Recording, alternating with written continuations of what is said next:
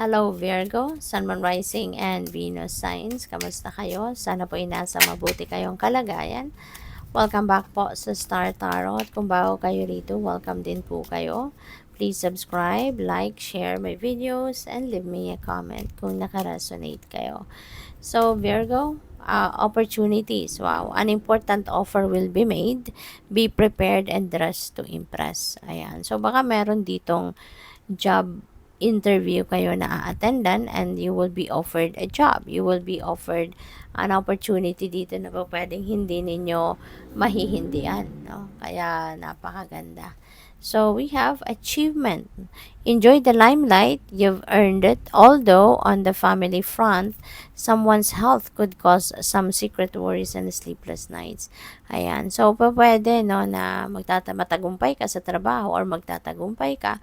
Pero, yun nga lang, ano, maaaring meron kang kapamilya siguro, no, na nagwo-worry ka para sa kanya. Nagwo-worry ka para sa kanyang kalusugan. Kaya, kumbaga, hindi mo rin naman ma-enjoy masyado, no, yung limelight, yung achievement mo. Kasi nga, nagwo-worry ka para sa kanya. So we have twists and turns. Carefully made plans could be thrown out the window as major changes and interruptions surround you. So make sure you get lots of rest to cope with all the upheaval. So pwede may mga major changes, no? Baka yung mga plano mo hindi mo muna magawa. Mga konkretong plano mo hindi mo muna to maasikaso, hindi muna to yung mapaprioritize mo. Maybe because merong mga kailangan kang unahin, 'di ba? May mga major changes and interruptions, may mga sudden things, no, na kailangan mo munang yun ang asikasuhin, no? Yung ganon. Kaya so mag-iingat na lang kayo and good luck and make sure that you're always physically, mentally, emotionally, spiritually fit and ready for anything. No? Para kung ano man ang mga pagbabagong dumating, ano man ang mga pagbabagong mangyari, at least you are ready, no, to face it. So what else? We have 10 of winter. This is good, no? This is good. This sounds really beautiful. Kasi yung 10, that represents endings and beginnings. So ibig sabihin, meron ditong magtatapos, meron ditong magsasarang chapter sa buhay mo. So kung ano man ito, let's say for example, mga problema, 'di ba? Masusolusyonan mo na 'yan. This is the end, no, of those difficult times na pinagdadaanan ninyo. You will be finding solutions to that. You will be finding a a way out, kumbaga, sa mga problemang ito. And sabi dito, a weight lifted off your shoulders. Kaya definitely, this is a great opportunity para sa iyo na mawawala na yung mga pabigat sa buhay mo. Kung ano man itong mga problema, definitely mahahanapan mo na to ng solusyon, no? At gagaan ang inyong pakiramdam. So, good for you. We have 8 of autumn. Ayan. So, pag-aaral, maybe ang iba sa inyo, you're doing your own research. Maaring meron kang pinagkakaabalahan na talagang siguro pinaghahandaan mong mabuti, pinag-aaralan mong mabuti. So, maybe siguro ang iba din sa inyo baka nag-aaral, no? Maybe you are studying, maybe you went back to school, formal schooling, or pa pwedeng nagre-research ka, yung ganon, no?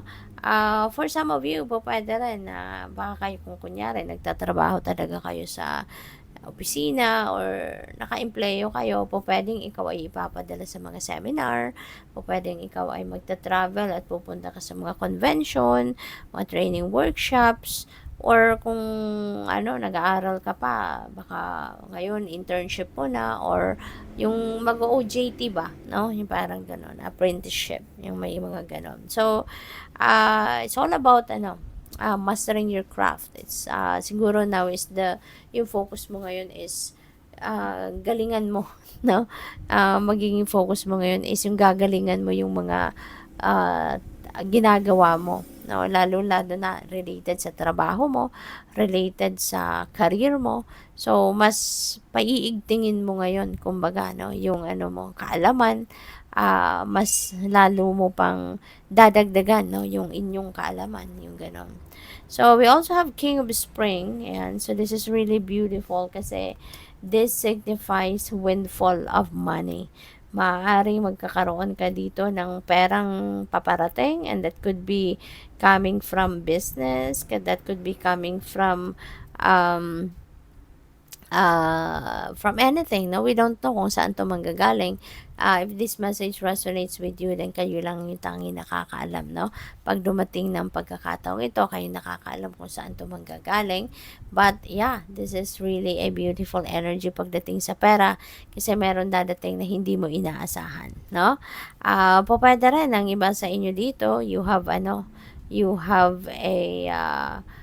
promotion. Maybe magkakaroon kayo ng promotion sa trabaho, or pwedeng kayo ay merong iniisip, no, na diskarte sa pagnenegosyo. Maybe you are putting up your own business. Baka ikaw ay magiging CEO na sa ngayon of your own business.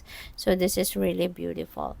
And si King of Spring kasi very very charismatic, very influential person. So, maaaring ikaw ay mag-i-embody ng energy ni King of Spring sa ngayon, at maaaring magiging ganun ka, magiging malakas ang hatak mo sa mga tao, tawag dito, mag-attract ka ng maraming tao na mas makakatulong din sa'yo, something like that, in any way. At baka, no, kahit hindi ka, si King of Spring, sa sobrang charismatic niya, kahit hindi siya humingi ng tulong, merong mga tao na nag-o-offer ng tulong. Merong mga tao na talagang handang tumulong din sa kanya, you know, when the need arises. Kahit hindi siya humingi ng tulong. So, we have Six of Autumn. This is, this is another, ang tawag dito? Prosperity and abundance energy, no? Meron din ditong windfall of money na paparating. So, parang kino-confirm niya lang yung sinabi ni King of Spring na merong windfall of money na pwedeng dumating dito. Kaya magiging prosperous and abundant kayo, Virgo. So, claim na natin ito, no? Write it down in the comment section below. Claim it and seal it, no? Para mangyari ito. At saka, i-ano natin yung sarili natin. I-align natin yung energies natin with this beautiful energy, with this abundant energy, para lumapit talaga, no, yung grasya na to. Lumapit talaga yung kaperahan na ito. Okay? So, yun. There is an unexpected flow of money na dadating. No, this is definitely a windfall of money. Kaya good luck sa'yo. At ang maganda rito, kasi kung ano man ang perang dadating, magkano man ang dadating, you are going to be abundant and prosperous. Matutugunan mo yung mga pangangailangan mo financially, and at the same time, you know, maaring ito na din yung pagkakataon mo na makapagbayad ka ng mga utang, kung meron kayong mga utang, at sa perang makukuha ninyo, makakapagtabi pa kayo, makakapag-save pa kayo, no? So, good luck. Thank you for watching. Love and light. Namaste.